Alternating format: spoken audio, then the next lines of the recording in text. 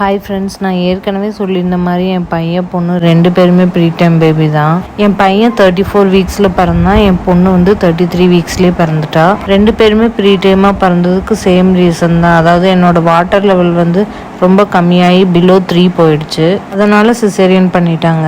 என் பையனுக்கு வந்து நான் 28 வீக்ஸ் இருக்கும்போது வந்து ஸ்கேன் பண்ணாங்க. அப்போ பார்த்தீங்கன்னா ஏஎஃப்ஐ வந்து அரௌண்ட் 8 சென்டிமீட்டர் தான் இருந்தது. யூஸ்வலாக நார்மல் ஏஎஃப்ஐ வந்து 8 சென்டிமீட்டர் டு 18 சென்டிமீட்டர் இருக்கணும். ஆனால் எனக்கு அப்போவே வந்து பார்டரில் தான் இருந்தது. டாக்டர் பவுடர் ப்ரிஸ்கிரைப் பண்ணாங்க. மார்னிங் அண்ட் நைட் வந்து ஒரு பேக்கெட் வந்து தண்ணியில் கலக்கி குடிச்சிட்டு இருந்தேன். அப்புறம் வாட்டர் டேக் இன்க்ரீஸ் பண்ண சொன்னாங்க. அப்புறம் ப்ரோட்டீன் ரிச் ஃபுட் சாப்பிட சொன்னாங்க. எல்லாமே நான் ஃபாலோ பண்ணிட்டு இருந்தேன். மறுபடியும் 3 வீக்ஸ் கழிச்சு ஸ்கேன் பண்ணி பார்க்குறப்ப என்னோட ஏஎஃப்ஐ வந்து இன்னும் கம்மியாயிடுச்சு. அரௌண்ட் 6 என்னமோ தான் இருந்தது. உடனே என்னை அட்மிட் பண்ணிட்டாங்க. அங்கே ஆக்சுவலாக ட்ரிப்ஸ் போட்டாங்க. 5 days வந்து ட்ரிப்ஸ் போட்டு மார்னிங் அண்ட் நைட் அந்த பவுடர் வந்து குடிச்சிட்டு இருந்தேன். அதுக்கப்புறம் அந்த 5 days ட்ரிப்ஸ் போட்டு முடிஞ்சதும் வந்து ஸ்கேன் பண்ணி பார்க்கலான்னு 34 வீக்ஸில் ஸ்கேன் பண்ணி பார்த்தாங்க. அப்போ என்னோட ஏஎஃப்ஐ வந்து இன்னும் ட்ராப் ஆயிடுச்சு. அரௌண்ட் 3 தான் இருந்தது. அதனால் உடனே வந்து சிசேரியன் பண்ணணும்னு சொல்லிட்டு சிசேரியன் பண்ணி பையன் எடுத்துட்டாங்க. என் பாப்பாவுக்கும் அதே ப்ராப்ளம் தான். பாப்பாவுக்கு வந்து டாக்டர் 26 வீக்ஸ்லேருந்தே மானிட்டர் பண்ண ஸ்டார்ட் பண்ணிட்டாங்க. முன்னாடியே பவுடர்லாம் ப்ரிஸ்கிரைப் பண்ணிட்டாங்க.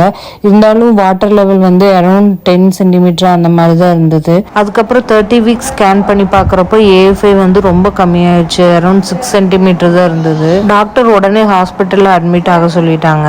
ஒரு 2 வீக்ஸ் ஹாஸ்பிட்டல்லையே தான் இருந்தேன். ட்ரிப்ஸ் போட்டாங்க, பவுடரும் ப்ரிஸ்கிரைப் பண்ணாங்க. ஆனால் வாட்டர் லெவல் ஏறவே இல்லை. எவ்ரி வீக் வந்து 2 சென்டிமீட்டர் கம்மியாயிட்டே தான் இருந்தது. அரௌண்ட் 33 வீக்ஸ் வந்து பார்த்தீங்கன்னா 3 சென்டிமீட்டர் வந்தது அதே மாதிரி.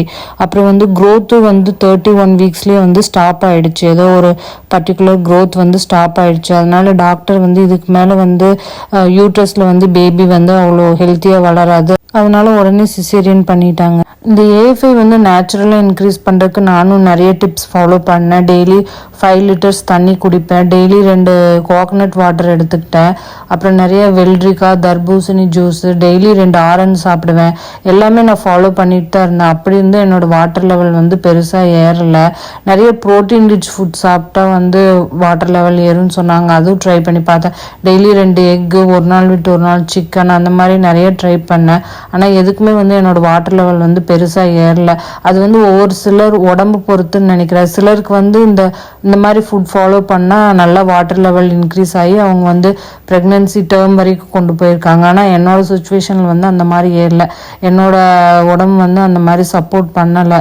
ஸோ எல்லாத்துக்கும் இந்த கேஸாக இருக்காது, ஒவ்வொருத்தருக்கும் ஒவ்வொரு மாதிரி இருக்கும். இந்த ஏஎஃப்ஐ வந்து நம்ம 20 வீக்ஸ் அனாமலி ஸ்கேனில் மென்ஷன் பண்ணியிருப்பாங்க.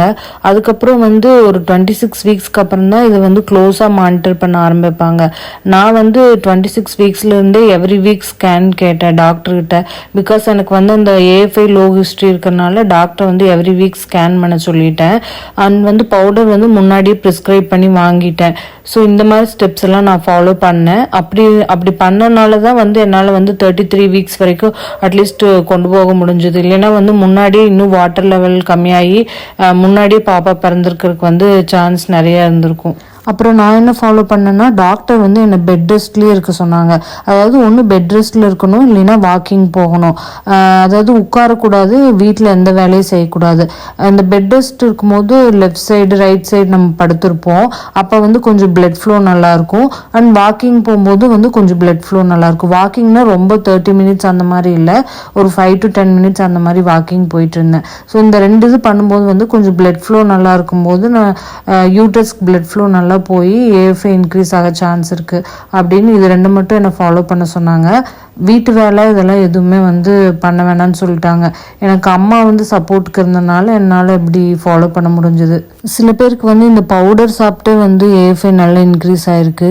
சில பேருக்கு வந்து பவுடர் சாப்பிட்டு இன்க்ரீஸ் ஆகலைன்னா அந்த ட்ரிப்ஸ் போடுவாங்க. அதாவது அமினோ ட்ரிப்ஸ்ன்னு சொல்லுவாங்க. டெய்லி ஒன்ஸ் வந்து போட்டாங்க எனக்கு 5 days. அது போட்டு இன்க்ரீஸ் ஆகிருக்கு. ஸோ இந்த 2 போட்டாலே வந்து ஏஎஃப்ஐ வந்து ஒரு ஓரளவுக்கு இன்க்ரீஸ் ஆயிரும் அண்டு அது கம்மியாகாமல் பார்த்துக்கும். இந்த A5 வந்து கம்மியாகிறதுக்கு ரீசன் என்னன்னே தெரியல.